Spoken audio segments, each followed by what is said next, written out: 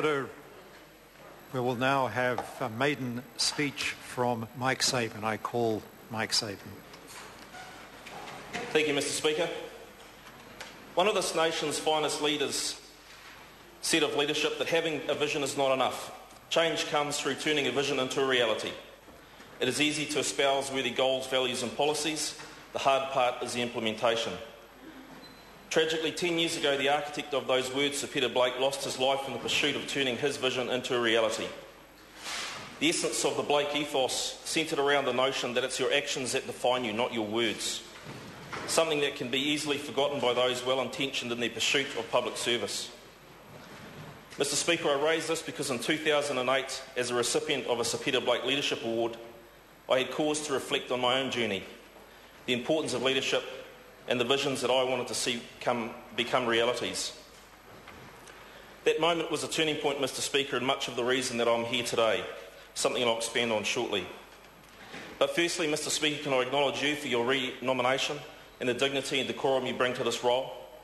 Can I acknowledge the Prime Minister and Ministers of the Crown for the tremendous social and economic leadership that you have and will continue to show this nation, and express how humbled and privileged that I feel to become part of this National Caucus team, working to serve the positive aspirations of all New Zealanders.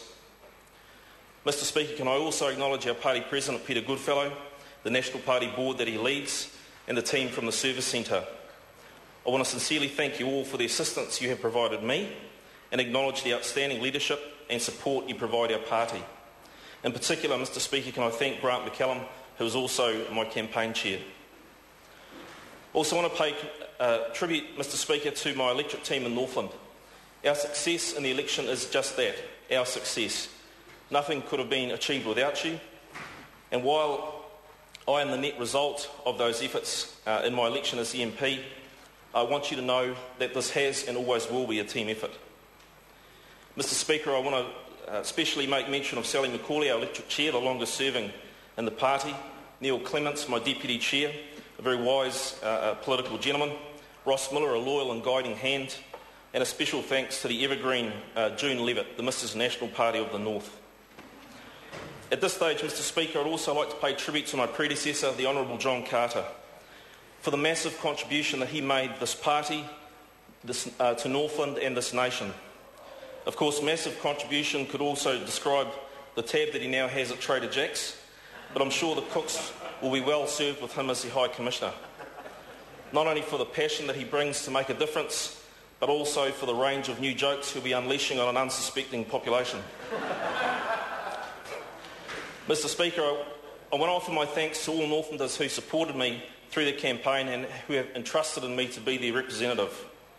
I owe you all a debt of gratitude, and I hope to repay this in kind by being as effective as I can be as your MP in representing the hopes and positive aspirations of Northland and our region. Lastly, Mr. Speaker, I want to thank my family. My wonderful parents, siblings and children. I am who I am because of you, and I couldn't be more proud to be part of the family that we are. Also want to make a special thanks to my partner Sandra.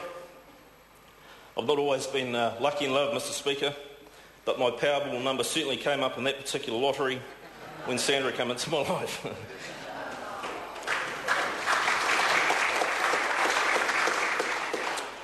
Thank you very much, Sandra, for sharing my life with me in the way that you do. Mr. Speaker, I'd now like to share with you three important themes: who I am, what I believe in, and why I'm here. I'm the eldest son of Lou and Merlin Sabin with one brother and sister. I'm the proud father of three amazing children. As you can see, these family things do get to me, Mr. Speaker. Three amazing children, Brooke, Daryl and Brenna.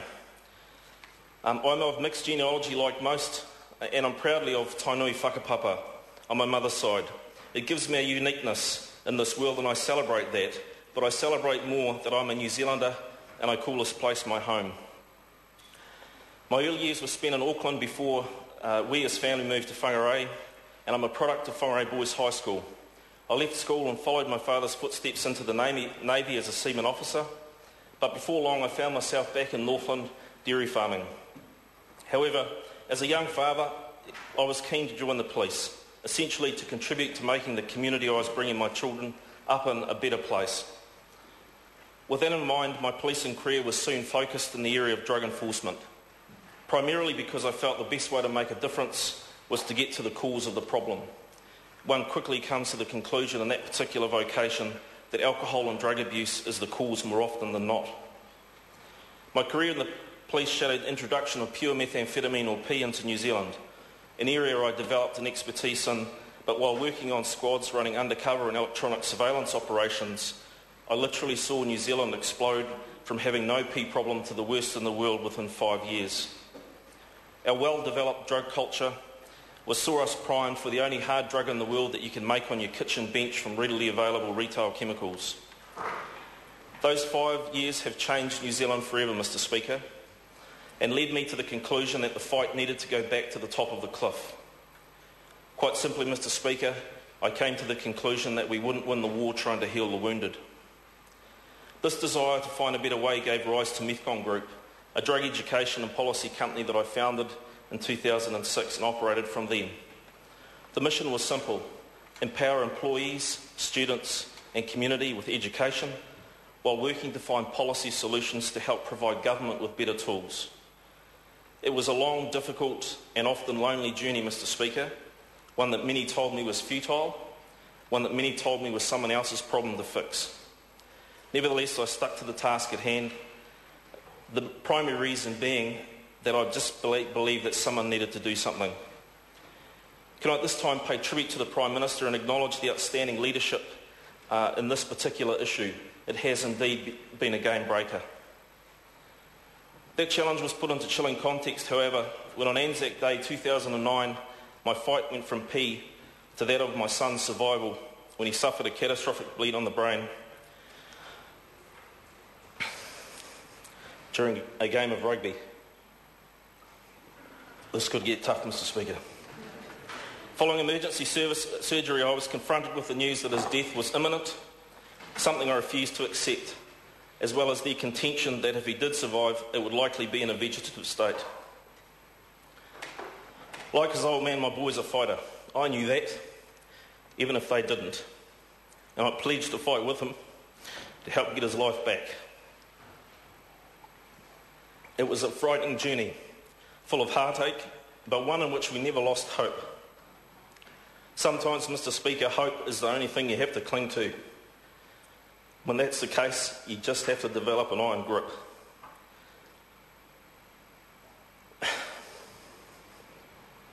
Something I'm very proud to say, Mr. Speaker, we've been rewarded for today as my son sits in the gallery, larger than life, fit and healthy, to watch proceedings today.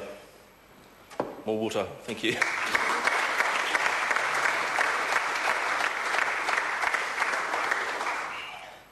That taught me, Mr. Speaker, that it's not what happens in life that defines you, it's what you do about it.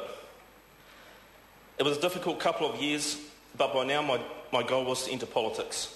And I sold my business to allow for a full-time campaign in an endeavour to try and win this election and the election that followed.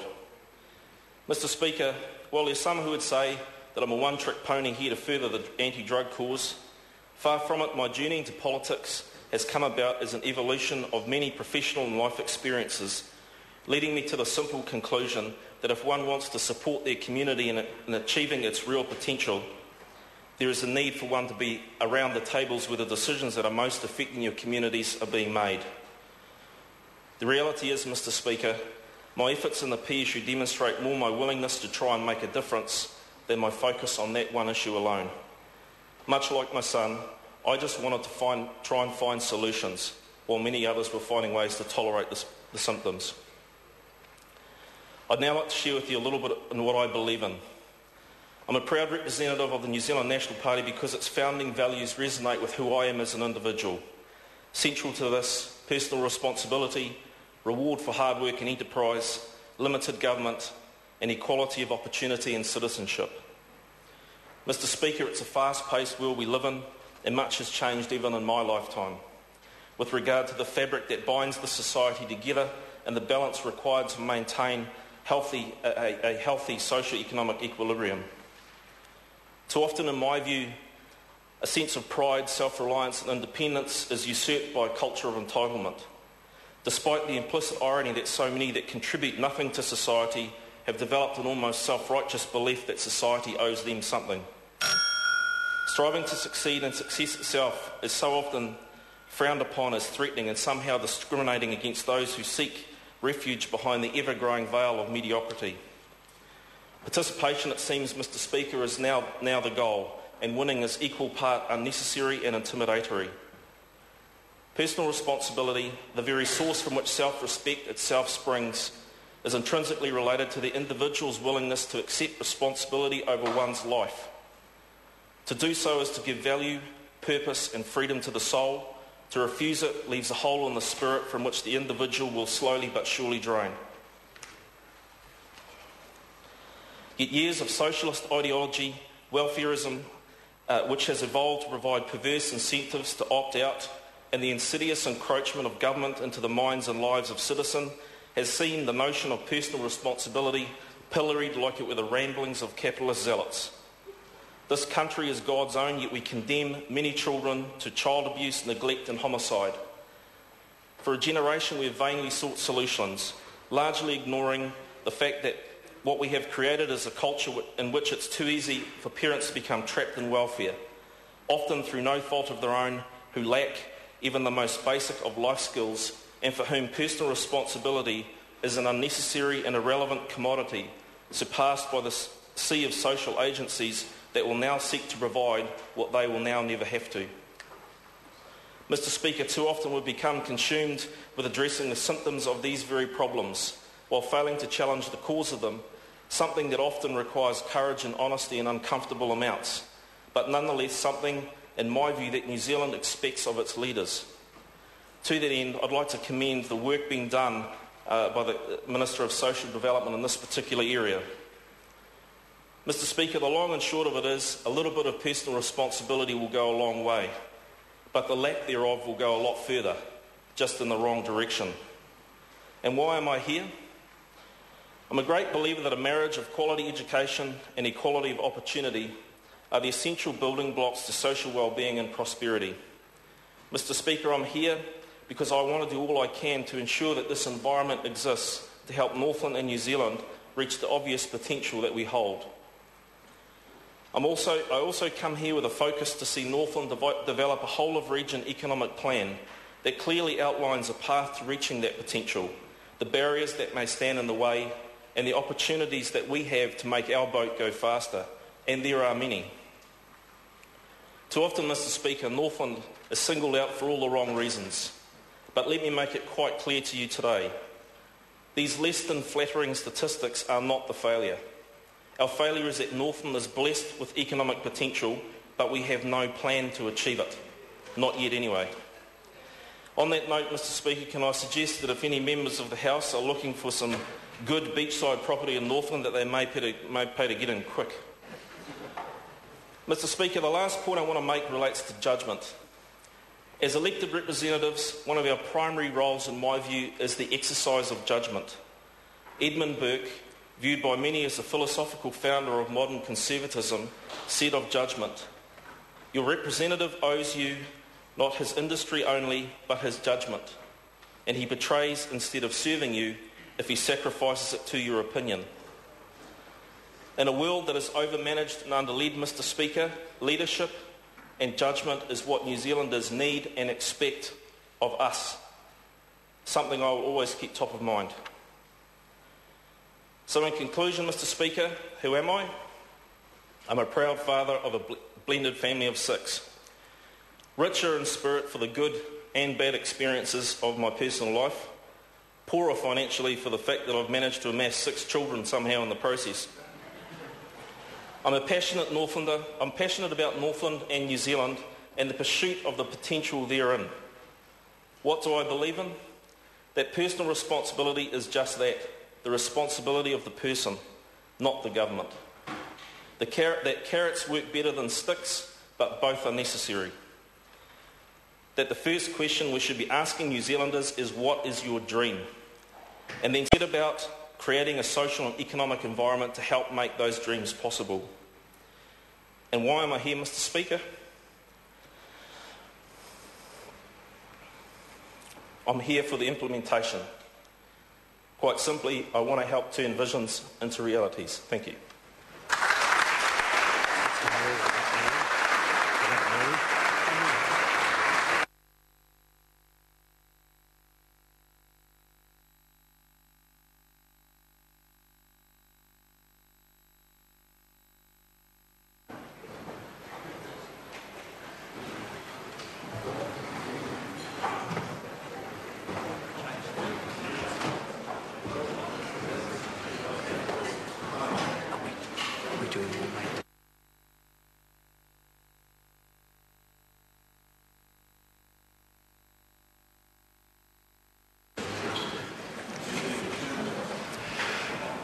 Pēsata Sam Lotu-Iiga. Speaker, I move that this debate be now adjourned. The question is that the motion be agreed to. Those of that opinion will say aye. The contrary, no. The ayes have it. The debate is adjourned and set down for resumption next sitting day. I call on Government Order of the Day number 1.